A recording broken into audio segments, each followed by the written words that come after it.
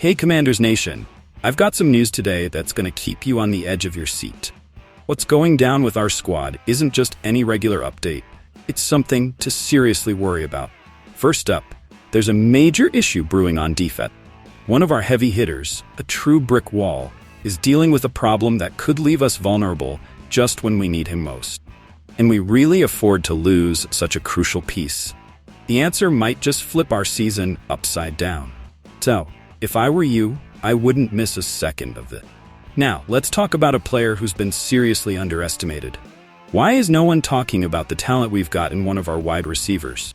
Yep, I'm talking about a WR who's been balling out, but a lot of folks still aren't seeing it. In our video breakdown, we'll show you why this guy's got way more skills than people realize.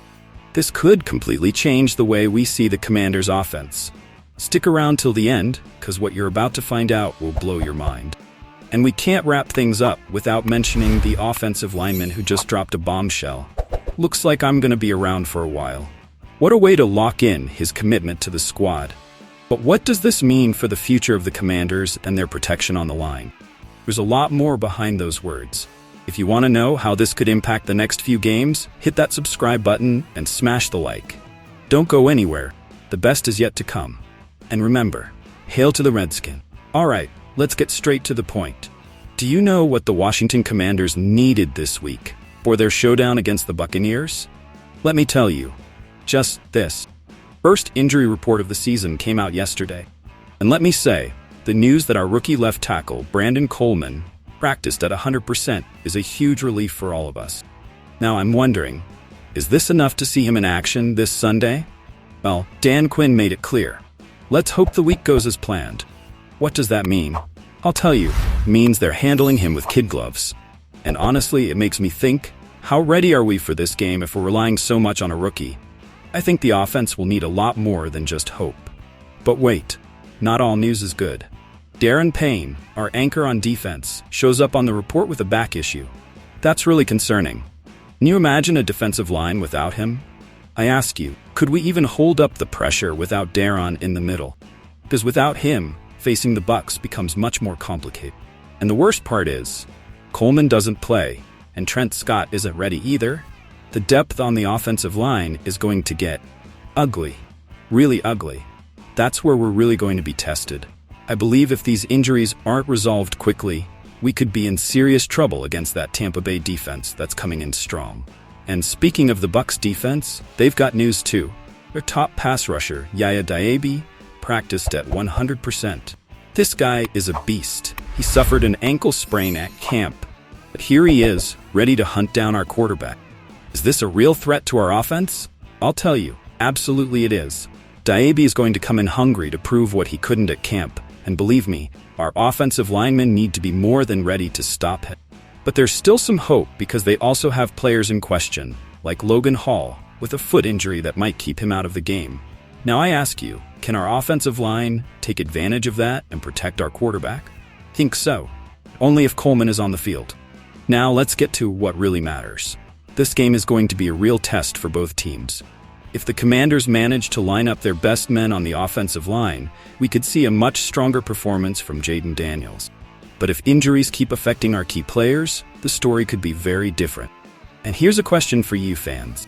Do you think we can withstand the Buccaneers' onslaught with so many uncertainties in our team?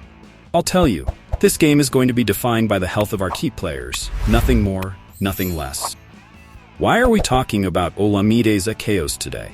Listen up, because I'm about to drop some knowledge that a lot of people are missing. Zaccheaus isn't the typical name that comes to mind when you think of a game-changing receiver in Washington. But let me tell you, people are seriously underestimating what this guy can bring to the team. Why? Because if you look at the numbers, they might not be the most impressive at first glance. But watch out, we're talking about a player who's entering his prime, his best years. How many of you have really paid attention to what Zaccheaus can do? I ask you, are we being too hard on a player who's seizing his chance to be a starter with the Commanders? Because if you ask me, yes, we are. How can you overlook someone who, in his best years with Atlanta, proved to be an up-and-coming receiver? I'll tell you this. When you see Zaccheaus on the field, it's not just his speed or catching ability that matters. It's his knack for making explosive plays, moving the chains, and stepping up big in crucial moments. Now let's talk about what many seem to forget. His time in Philadelphia last year was a total waste. Who throws the ball to him only 20 times in 17 games? That's ridiculous. He wasn't utilized the way he should have been. But now in Washington, he has a chance to redeem himself. I'm telling you, this guy is hungry, and he's ready to show he can be more than just a complement in the Commanders' offense. I know what many are thinking. Is this guy going to be the #1 receiver? I'm not saying that, but does it really matter at this point? What matters is that Zaccheaus has all the tools to contribute in a real way. And if you look at what he did in Atlanta, each season he improved his numbers. At 27 years old, he's at his peak, and if the Commanders use him well, we're going to be talking about a guy who will make waves, especially when the games get tight. So, I ask you, Commanders fans, are you really ready to give Zaccheaus a chance? Or are you going to keep underestimating his ability? Because I'm telling you, I believe this guy has what it takes to surprise a lot of people this season. Sam Cosmi has just secured his future with the Washington Commanders. And let me tell you, this is huge. A 4-year contract worth $74 million, with $45 million guaranteed.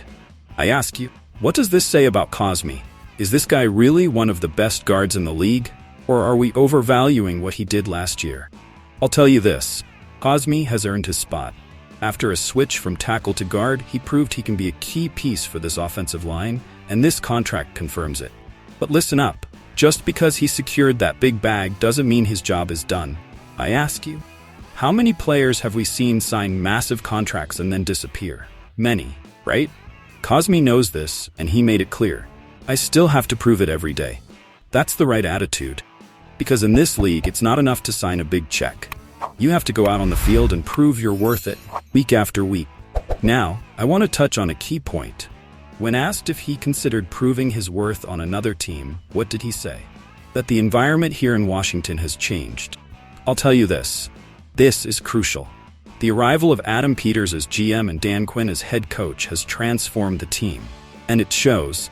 Players feel it, the fans feel it. And believe me, if you don't feel it yet, you will very soon. Cosmi also talked about Jaden Daniels, and I don't want to overlook that.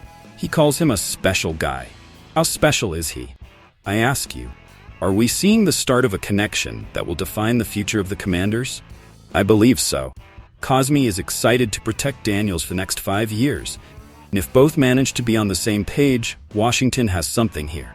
Now, let's talk about the game against Tampa Bay. Cosmi didn't sugarcoat it, called it a fight. That's what I like to hear. This team is ready to go out and fight, and that's exactly what we want to see in Week 1. But how prepared are they really? Because I'll tell you this, last season we saw glimpses of what this team could be. But this year, with this contract, with this renewed atmosphere, with Daniels at the helm, there are no excuses. And now I ask you, do you think Sam Cosmi will live up to the expectations of this contract? Or are we expecting too much from him? Is he the kind of player who can take this offensive line to the next level? Or is he just another well-paid guard who will fizzle out? Comment below and let me know what you think. So, it's your turn. Do you think Brandon Coleman will be the X factor that leads us to victory? Or will injuries cause us to fall against the Bucs? Drop your thoughts in the comments. Also, what do you think about Olamide Zaccheaus?